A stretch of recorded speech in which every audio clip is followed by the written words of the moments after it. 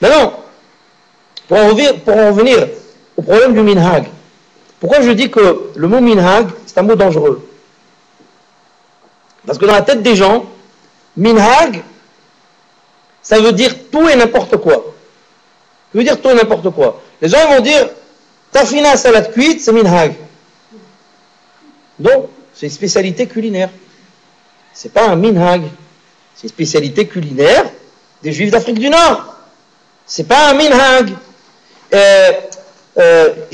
On a l'habitude, ils disent comme ça par exemple, on a l'habitude de faire la bracha de Adlakat Nerot Shabbat après l'allumage. C'est pas un minhag, c'est une avera. Ouais, c'est bracha levatala, c'est tout. C'est pas un minhag. Ce que je veux dire par là, c'est que minhag, je vais vous donner la définition ilchatique du mot minhag. Il faut savoir qu'un minhag, pour qu'il soit qualifié en tant que tel, il faut qu'il réponde à une certaine définition selon la halakha. Parce que les gens disent, ouais, mais qu'est-ce que tu parles d'halakha, je te parle de minhag. Mais un minhag, il faut qu'il soit accepté par la halakha. Si un minhag n'est pas accepté par la halakha, ce n'est pas un minhag. Le mot minhag s'écrit même nun he gimel. À l'envers, c'est gimel he nun mem, gehinnam. Ouais, ça veut dire attention, minhag, il faut le prendre dans le bon sens. Il faut qu'il marche dans le bon sens. S'il ne marche pas dans le bon sens, il marche dans le sens opposé à la halakha, il te mènera au gehinnam. Un minhag, il faut qu'il soit approuvé par la halakha. Si un minhag n'est pas approuvé, et que ça veut dire approuvé par la halakha, ça veut dire qu'il faut qu'il soit en accord, il faut qu'il soit en conformité avec les décisions des poskim. Si un minhag, quel qu'il soit, Sfaradi, Ashkenazi, ce que vous voulez, Hassidi, ce que vous voulez, un minhag, quel qu'il soit, s'il contredit l'opinion de l'ensemble des poskim, c'est pas un minhag et il est strictement interdit de l'adopter ou de l'observer. C'est pas un minhag.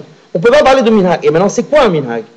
Un minhag, il faut qu'il émane d'une autorité rabbinique, officielle. Un minhag, il faut qu'il soit instauré par un hacham. Pas par un amma aretz de Oraïta ou de Rabbanan, qui vient imposer non pas un minhag à toute une collectivité, mais ses caprices personnels. Parfois, il y a des gens, ils disent, ouais, mais au Maroc, chez nous, on avait l'habitude. Regardez-le. Ou en Algérie, ou en Tunisie, ou en Sibérie, on avait l'habitude. On avait la... vous avez l'habitude de quoi? Eh bien, on faisait comme ci ou comme ça. C'est bien. Qui a instauré ce minhag? Je ne sais pas. On s'adressait plus haut. Je vais vous raconter une anecdote. Une anecdote véridique, je l'ai vécu moi ici à Lyon. Il y a peut-être 1 an de ça. 2 ans peut-être, j'exagère. 2 ans. On était à la synagogue. Un Shabbat après-midi. Minha. On sort le Sefer Torah. Minha, Shabbat après-midi, on sort le Sefer Torah. Bon. On sort le Sefer Torah. Et je suis dans une kehila, je prie dans une communauté qui se dit marocaine. Mais c'est pas vrai. C'est pas... Un jour, dans un autre Gilgoul, ils étaient peut-être marocains, mais ils ne doivent pas s'en rappeler. Bon, ils se disent de tradition marocaine. Moi, je veux bien, ça ne me dérange pas. Le Shaliach Tzibour était là, donc il fait Minha, on sort le Sefer Torah, il dit le Be'er Shemeh de Mari Alma, le texte du Zohar qu'on dit lorsqu'on sort le Sefer Torah, et ensuite, pour emmener le Sefer Torah, donc du Echal vers la Teva, normalement, prenez tous les Sidurim du monde entier, enfin les Sidurim qui sont Kshirim, ouais, Ishmatzliah, Havodat Hashem, Havedat, Hazon Ovadia, etc. Prenez tous les Sidurim conformes à la halakha, ils marquent, que ce soit le matin, que ce soit l'après-midi, que ce soit le Sefer Torah du matin, le Sefer Torah de l'après-midi. On emmène le Sefer Torah en disant d'abord la phrase, le Shliach Tzibur, Ashrei ha'am shekach lo, Ashrei ha'am she'Hashem Elokav, gaddelu l'Hashem iti omerama shmo yahdav, etc. Comme ça. Tzibur, il commence, Amin, Hashabat Ghori, gaddelu l'Hashem iti omerama shmo. Qu'est-ce qu'il fait celui-là? Et moi je crie comme ça, je dis, Ashrei ha'am shekach lo. Et il me dit, non, il me dit rien sur le moment. Je ne me répond pas, il m'énerve celui-là, quoi, il se fiche de mots, quoi. Je dis rien. Et après la fin, je vais le voir, je ne peux pas faire Shalom Shekachallo. Il me dit, écoutez bien, Béhémet, écoutez bien, mais c'est de la folie, ça veut dire, l'oye oman qui est sous pas. Maman, on ne s'imagine pas que ça existe, ça, sur terre. Il me dit, le gars, il me dit, ah, chez nous au Maroc, ah, à Minha, de Shabbat après-midi, on ne disait pas Shari'am Shekachallo. Mais j'arrête comme ça, je fais. Non, la vérité, quand il m'a dit ça, je dis, bon, d'accord. Je comprends pas, mais d'accord. Je comprends pas, mais d'accord. Ça veut dire, je me dis, bon, après tout, en vérité, il n'y a pas mort d'homme. Il n'a pas dit Hacham du Kachalo, tu vois pas, c'est pas problème d'Alakha. Mais ça, moi, j'aime bien comprendre. Moi, je suis curieux. J'aime bien aller jusqu'au bout des choses. Il n'y a aucun problème d'Alakha avec ce qu'il a fait. C'est pas un problème, je m'en fiche, mais c'est pour ma culture personnelle. Je veux dire, vous ne faisiez pas Hacham du Kachalo, d'accord. Bon, tout le monde fait, mais vous ne faisiez pas. Bon, c'est bien. Après, je lui dis, mais c'est quoi la raison? Il me dit, je sais pas. Et il commence à m'énerver. Parce que moi, je veux bien que tu me dis un truc. Mais moi, apprends-moi. Il y a une raison à un truc, apprends-moi. Je vais mourir moins bête ce soir. Apprends-moi. Je sais pas. Je dis, bon, dans ma tête, je dis, bon, lui, il est un peu jeune. Lui, il a une 35-40 ans. Il est parti du Maroc, il était très jeune. Il ne doit pas se rappeler. Qu'est-ce que j'ai fait? Écoutez bien, c'est pas fini l'histoire. Qu'est-ce que j'ai fait? J'ai été voir un Marocain plus vieux. Bah oui. Bah, je vais voir quelqu'un qui a plus de mémoire, ça veut dire qu'il se rappelle plus de comment vous allez là-bas. Et lui, il va me donner la bonne raison. Bah oui. J'ai fait l'enquête, le temps Colombo et tout. Je fais l'enquête, je vais voir là-bas, j'ai fait enquête de voisinage.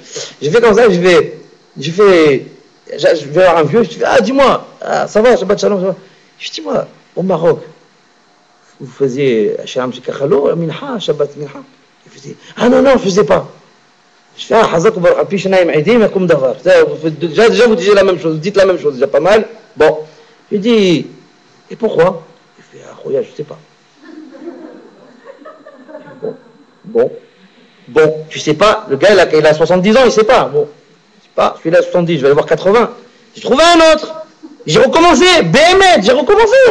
C'est pas grave, il doit y avoir, moi au début, j'étais dans notam le Kav Zechout. Ça veut dire au début, je dis bon, lui il ne sait pas, mais il y a d'autres qui doivent savoir. Si ça se trouve c'est vrai, ça se trouve c'est un vrai minhag. Moi, maman, j'étais gentil au début. Après, je me suis énervé. Au début, j'étais gentil. Je dis tiens, bon, lui, je sais pas, moi j'allais. C'est voir plus vieux encore. Il était à Agda avec la canne. Comme ça. J'ai dit moi, machin. Il fait ah oui, on faisait pas, mon fils, on faisait pas. On dirait, on faisait pas, on dirait Khelet, on dirait, je lui dis, moi j'ai pas de louf. Bon, on faisait pas. Bon, je faisais pas. Et assez dit, pourquoi? Je faisais, je sais pas du tout. Là, je me suis énervé. Je me suis énervé. Je dis, ah, le jeune, il sait pas. L'autre, il sait pas. C'est pas un minhag. Je vais dire, moi, je vais vous dire pourquoi vous faisiez pas. Toi, tu vas me dire, toi, tu n'es pas marocain. Je vais voir Hachem, je ne suis pas marocain. Là, toi, tu n'es pas marocain. Il me dit, toi, tu n'es pas marocain. Comment tu vas savoir? Je dis, je vais savoir mieux que vous. Essayez-vous, je vais vous dire pourquoi vous ne faisiez pas. Je vais vous raconter une histoire. Maintenant, là, je suis en train de vous faire l'histoire dans l'histoire. Regardez. Je vais vous raconter une histoire. C'est une histoire qui est écrite. Je dis, un jour, il y avait un type, il était de passage dans une ville à Simchat Torah. Ça fait de Simchat Torah. Lui était touriste, il était de passage comme ça. Il a passé Simchat Torah dans cette ville. Dans cette ville, il va à la synagogue pour faire Simchat Torah comme tout le monde. Et il voit les gens, ils sortent Simchat Torah, tout, ils commencent à danser, Simchat Torah, ils dansent et tout. Et il les observe, lui il était un peu timide, il n'était pas tellement d'ici, bon, il observe. Et il voit que les gens, ils tournent comme ça avec Simchat Torah, ils tournent. Et il voit que chaque fois qu'ils arrivent à un endroit de la choule, à un endroit de la synagogue, celui qui a le Simchat Torah dans les mains, chaque fois qu'il arrive là-bas, il se baisse comme ça, il marche, Hakda, et il se relève. Deuxième tour, Awad, Dak, Isra, il se relève. Troisième. Et lui, le touriste, là, il regarde ça, c'est bizarre, pourquoi il baisse comme ça? C'est peut-être qu'il y a un pick-up là, c'est pas quelque chose, il y a un saut là-bas, il y a un mystère du Zohar Kadosh ou quelque chose, je sais pas, c'est pas normal. C'est bizarre. C'est bizarre. Et il va voir un vieux, il a fait comme moi, il va voir un vieux de la choule. Non, il va voir d'abord un jeune. Maman, il a fait vraiment comme moi. Il a dit, il va voir un jeune, il lui dit, dis-moi, pourquoi vous avez ici ce truc-là, vous tournez, vous baissez là. Dès qu'il arrive là-bas, il se baisse et après il se relève. Il se baisse, il se relève, il se baisse. Pourquoi vous faites ça?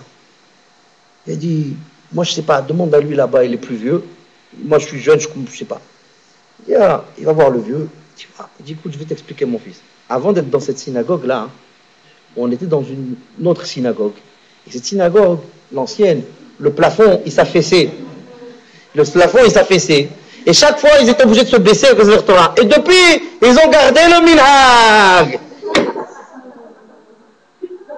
Et alors, à nos trois Marocains, là, qu'est-ce que je leur ai dit? Je leur ai dit, ben vous faites pareil. Vous, le problème avec vous, c'est que 98% de vos minhagim sont anecdotiques. Ils ne sont pas halachiques.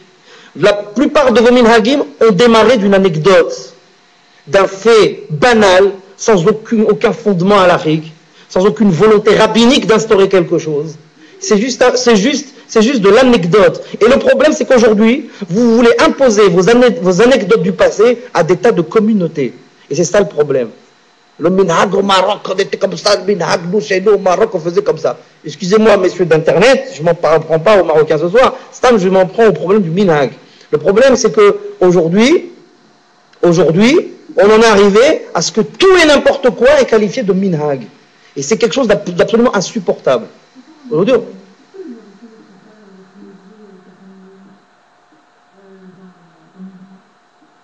Sûrement qu'il y a 70 ans au Maroc, un jour, il y avait un type, il était Shaliach Tzibour Minha, il a dû se disputer avec sa femme 1 heure avant, il a dit, je fais pas ta'anoun.